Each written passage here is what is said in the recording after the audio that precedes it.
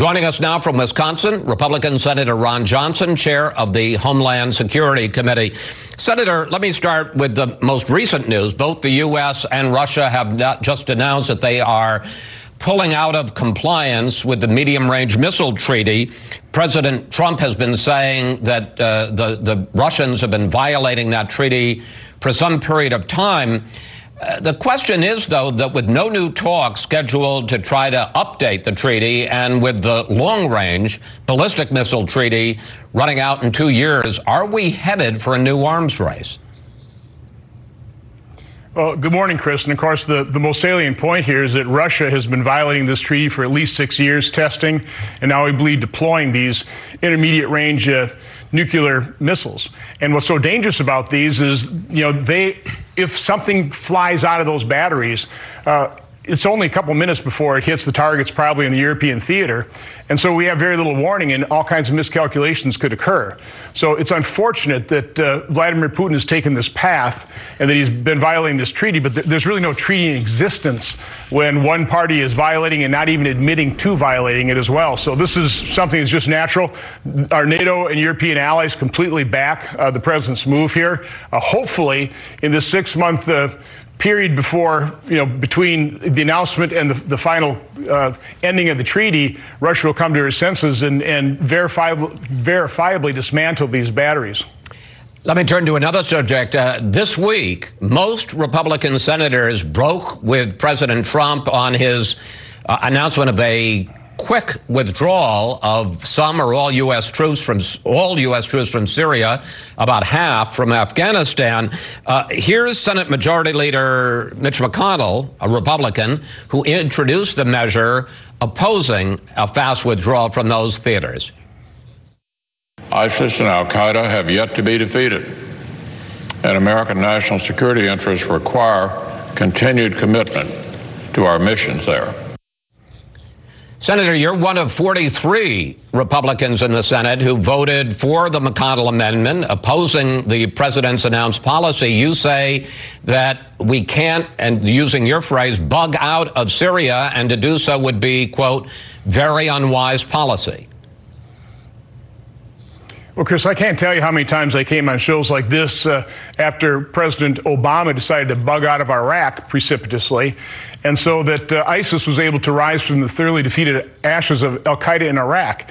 And I don't want to be making the same statement 6 months from now that we bugged out of Syria unwisely, and that ISIS has reemerged from the defeated ISIS or ashes of ISIS in Syria.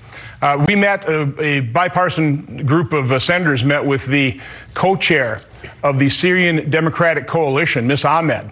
And, she had a very compelling case to make. They've got about 60,000 fighters. They represent about 4 million Syrians, about 2.5 million Kurds, and about 1.5 million Christians.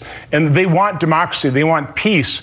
And she made a very strong case of just having American military people present, not even involved in the fighting, but as advisors, goes a great deal toward providing this peace and stability for that part of Syria. And I think it'd just be tragic if we bugged out, left the Kurds, who by and large have done the fighting and defeated the ISIS caliphate, the territorial caliphate in ISIS, if we just abandoned them to the mercies, and let's say, I use that term loosely, of Russia and Iran and possibly Turkey, it would just be unconscionable. So again, I think Republican senators are sending a very strong signal to the president.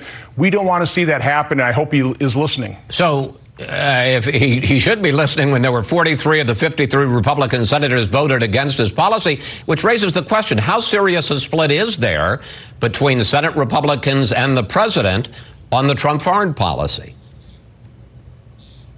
Well, as it relates to pulling out of Syria, there's a pretty serious split. Hopefully the president, because when he came to Senate lunch, he was talking about, we're still going to defeat ISIS and their air bases from Iraq, that we can still continue these missions. So, I'm not on the ground there. I don't know all the military assets, but it's a very bad sign when Secretary Mattis resigns. Brett McGurk, our envoy there for the defeat of ISIS, also resigns because they simply can't carry out this policy. These are people that are intimately knowledgeable of the conditions on the ground of our allies there, and they simply couldn't, in good conscience, stay in office.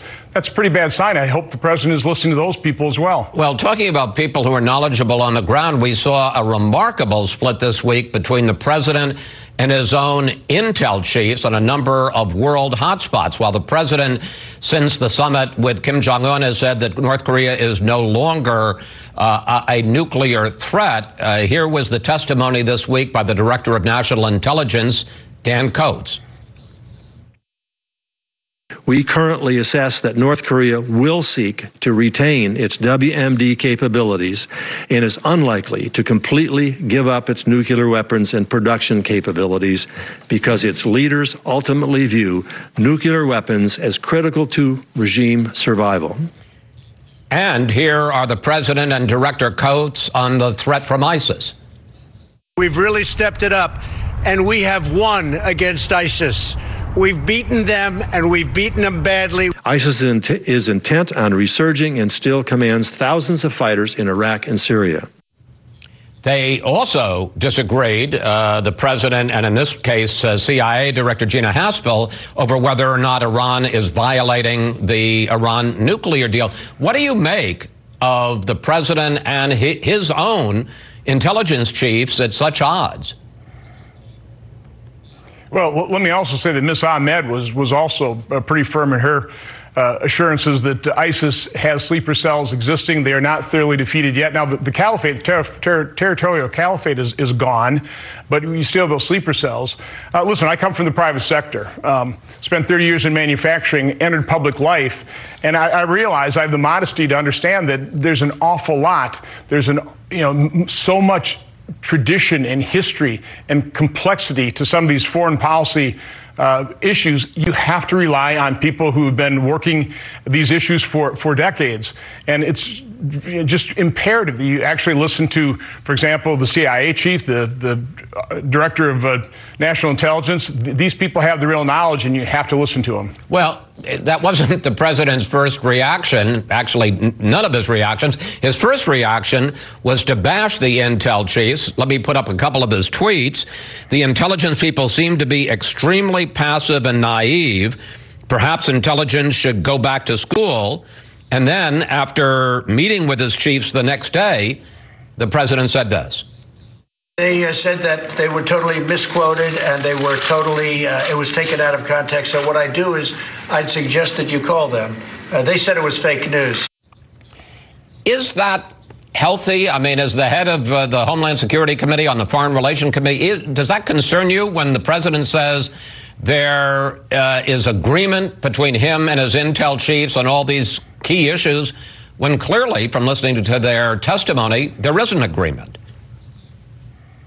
Well, I'll just say one instance, what the intelligence chiefs were talking about Iran. They were saying currently and technically Iran is in compliance, but I think the president's absolutely right of this type of danger that Iran represents not only to the region but the world. I mean, they're continuing to plot terrorist attacks into Europe.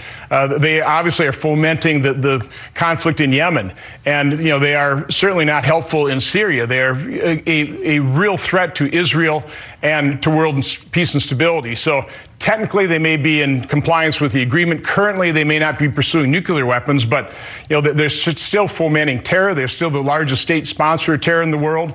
And so, again, I think maybe that difference was blown way out of proportion. I got about a minute left. I want to go to one other hotspot. There's a lot on the international plate right now, and that's Venezuela. The president this week announced some dramatic escalations in our campaign against the Maduro regime. He's now backing, as a number of other countries are, the opposition president from the National Assembly, and he's also imposed some tough new economic sanctions on Venezuela. How far do you think this country should be prepared to go in trying to topple the Maduro regime, and would that extend, in your judgment, to the use of military force? Well, I think the administration's really done an admirable job when it comes to their reaction to what's happening on the ground. Is the National Assembly probably the closest thing to an open democratic forum in Venezuela that voted for their assembly president Juan Guaido to basically run the country now. And when you see the protests of the street in support of Mr. Guaido, we are just reacting to the conditions on the ground, and we are supporting the Venezuelan people in trying to shed the deprivations of Maduro. When you listen to the hit squads going into, let me just ask you, though, it's because awful. So again, I think the administration's done a good job. And where are you on the use of military force, briefly?